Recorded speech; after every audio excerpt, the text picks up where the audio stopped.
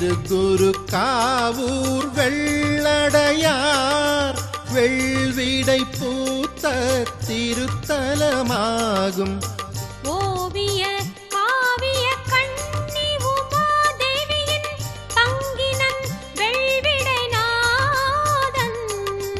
சுந்தர தமிழின் காதலினால் வந்தே கட்டமுது உதவிய சிவனை சுண்ண வெண்ணீற்றின் சம்பந்தர் தமிழ் பண்பாடியே நலம் பெறலாமே.